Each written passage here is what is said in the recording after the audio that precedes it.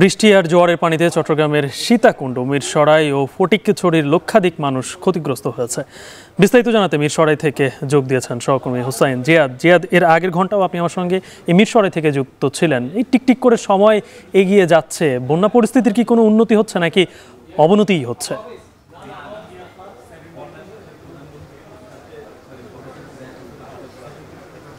গালিব কোনো এলাকায় উন্নতি হলেও আমি এখন যেখানে আছি সেটি একেবারে চট্টগ্রামের শেষ প্রান্ত বলা যায়, বারিয়ারহাটের জামালপুর এলাকা।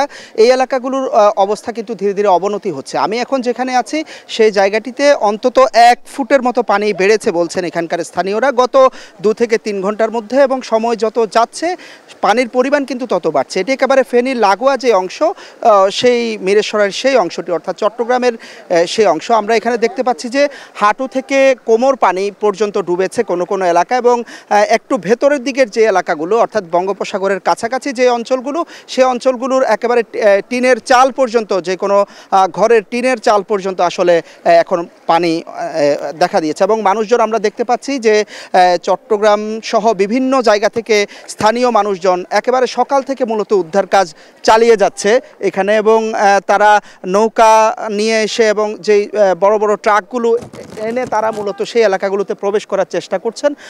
অসংখ্য মানুষকে উদ্ধার করে নিয়ে আসা হচ্ছে। আমরা দেখতে পাচ্ছি শিশু থেকে বৃদ্ধ, নারী সবাই আসলে আসছেন, এই তারা নিরাপদ গন্তব্যের উদ্দেশ্যে ছুটছেন। এখানে আশ্রয়কেন্দ্র খোলা হলেও অনেককে দেখতে পাচ্ছি যে আশ্রয়কেন্দ্রে তারা অবস্থান নিচ্ছেন না, মূলত আশেপাশে যে আত্মীয় স্বজনের বাড়ি সেখানে যাচ্ছেন। জেলা প্রশাসন যে হিসাব বলছে সেখানে বলা হচ্ছে যে প্রায় 9টি উপজেলা আক্রান্ত হয়েছে, যেখানে প্রায় 45,000 পরিবার এবং প্রায় 2 লাখেরও বেশি মানুষ বন্যা আক্রান্ত হয়েছে। আমরা দেখছি যে দুর্গত মানুষজন আসলে যা কিছু সম্বল আছে সেগুলো নিয়েই নারী পুরুষ সবাই সন্ধ্যার আগে আসলে একটি নিরাপদ গন্তব্যে যাওয়ার চেষ্টা করছেন। অনেকে দিনের বেলা আসলে ঘরে অবস্থান করার চেষ্টা করছিলেন, কিন্তু এখন যেহেতু পানি বাড়ছে সেই হিসাবেই তারা মূলত নিরাপদ গন্তব্যে যাওয়ার চেষ্টা করছেন। আর অনেকের সাথে কথা হচ্ছিল, বেশিরভাগ ঘরেই আসলে পানি ঢুকে পড়েছে, এখানে আসবাবপত্র পানিতে তলিয়েছে, মূল্যবান সহায় সম্পদ যেগুলো সেগুলো পানিতে তলিয়েছে, এবং রান্নাবান্না অনেক জায়গায় কিন্তু পানি নামতে পারছে না, ফলে সেই জায়গাগুলোতে কিন্তু রান্নাবান্না থেকে শুরু করে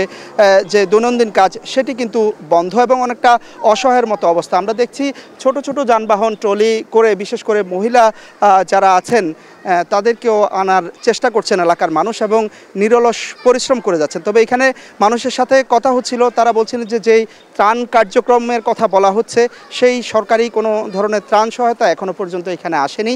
এবং চট্টগ্রামে যেটি শুধু এই চট্টগ্রামের মিরসরাই এলাকা নয়, মিরসরাইয়ের পাশাপাশি যেই রাউজান এবং রাঙ্গুনিয়া ফটিকছড়ি সেই জায়গাগুলোতে আমরা দেখছি যে পানির পরিমাণ বাড়ছে। বিশেষ করে হালদা নদী এবং ফেনীর মুহুরী নদী, ফেনী নদী, এই জায়গাগুলোর আশেপাশে যেসব এলাকা সেই এলাকাগুলোতে মূলত পানির পরিমাণ বাড়ছে, এবং হালদা নদীতে কিন্তু বিপদসীমার উপর দিয়ে পানি প্রবাহিত হচ্ছে এখনও পর্যন্ত। ফলে ফটিকছড়ি এবং রাউজানের দিকেও কিন্তু বাড়ছে। একই সাথে এখানকার যেই ফসলি জমি, মাছের ঘের কিংবা গবাদি পশু, পোলট্রি ফার্ম যেগুলো আছে, অর্থাৎ শত শত কোটি টাকার সম্পদও কিন্তু একই সময় নষ্ট হচ্ছে।